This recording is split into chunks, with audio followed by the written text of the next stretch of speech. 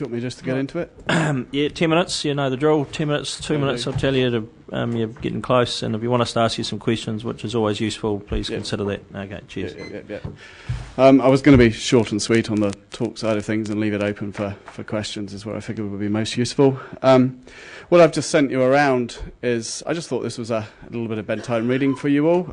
We've recently been working with Professor Jacqueline Roerth on actually putting a book together on agriculture and the economy in New Zealand, and this is actually the irrigation chapter. Goes back through the history of irrigation schemes since 1900s. Talks about government involvement, local government involvement, where things have gone over time, and I just figured it would be a useful bit of context that we'd put on the table for you. All fact-based, so it's all referenced, so yeah, that's there. So that's just there for your to read through and just to ponder on a bit. Hey, look, just to summarise our submission, look, from the dam perspective, yes, we think that you should support investing in it. Yeah, I mean, the port company did a really good job outlining the challenges Hawke's Bay faces around economic growth. You are going backwards is the reality. Your economy is ag-based. I've noticed some of the submitters that I've listened to have talked about that yeah, you can all go to dryland farming and that's going to have a centre of excellence and that's going to sort everything. I would suggest that you might need to sort of consider your Watties and your McCains and what they require in terms of crops. And if you start looking at their contracts, they only give contracts out to irrigated agriculture nowadays. So, yeah, if you're going to go down that route, you might be dreaming a little bit and you might actually create some problems, further problems for your economy. So, like irrigation, it's in Hawke's Bay already and it's here to stay, and it's going to be a bigger part of your life with climate change. Obviously, the port did a really good job, and so that's a point we've made for a while now, that you actually get a double whammy from the dam. You actually do get a return from the port, which is probably where your biggest returns are going to come from. And the port is fairly crucial, my understanding, to Hawke's Bay, helping to underpin the rates and so forth with its dividends from it. So anything you can do which grows that port is going to benefit the community massively long term. And then look, investing in water infrastructure is not foreign to this council. You've got 2 drainage schemes, one on drainage flood protection schemes. It's not a foreign thing to you. You've been doing it for years. You've been developing it for years. If you look internationally, usually irrigation and drainage goes together. That's why you have the International Commission on Irrigation and Drainage, where numerous people internationally belong to that, and they work hand in hand. I've been to a number of schemes overseas where the two go together, and that the Ruatana for one would work. It's a logical system where you'd have an irrigation scheme that then works with the drainage area to make the most of the land. So it logically fits with you to be part of that, really. And I don't need to go into the environmental and benefits that are there to see. The reality is, you're going to have challenges with the tuki-tuki system with climate change and where that's going to go in the longer term, and having a structure which is able to help regulate the river, provide sort of underpin minimum flows and provide flushing flows is actually going to help from an environmental perspective in the long term. So don't lose sight of that either. And I think that summarises our submission, and leave it to questions. After hearing it 4 times, can you answer Councillor Barker's question without him repeating it? Sorry, I was doing emails actually. What was your question? Well, can I just say to you, thank you for that, Andrew. I was hoping that you were going to answer it, because then I could claim, no, I haven't had my question yet. Okay.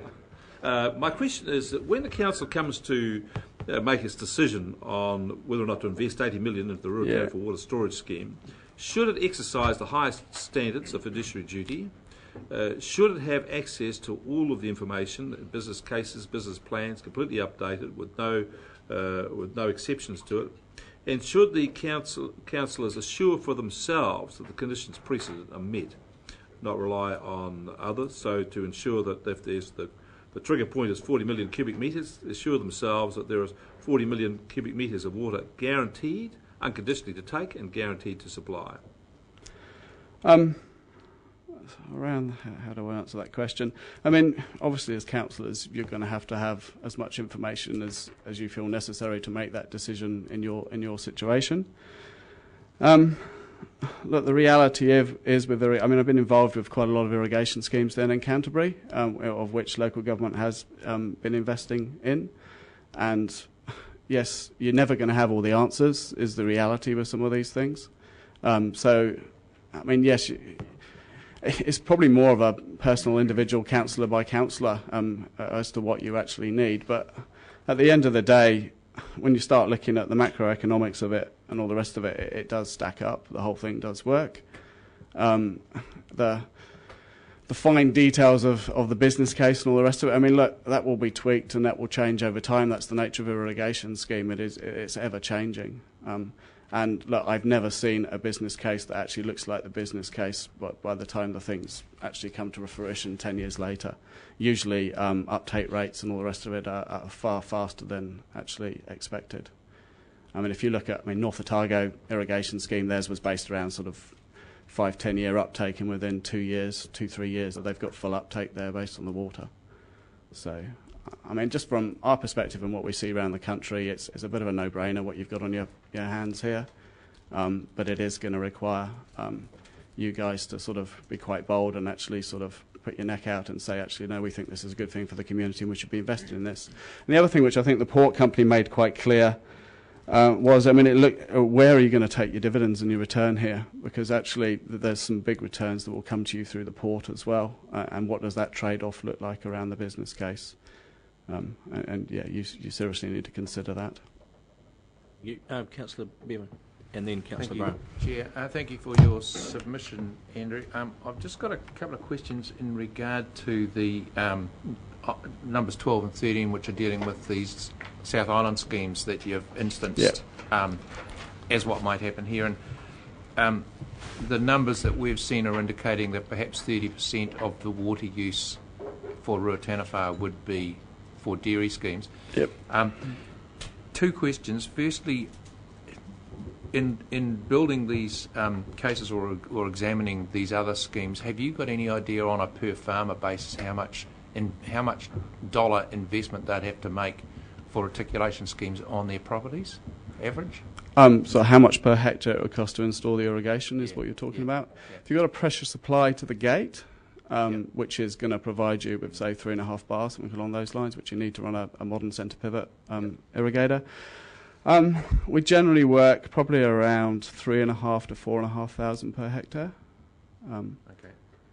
It's quite site specific as to where you go, and obviously depends on the layout of your farm and what existing infrastructure you've got. That's an average figure. Yeah, that's an average. I mean, some will be more than that, some will be less than that. Okay. Question 2.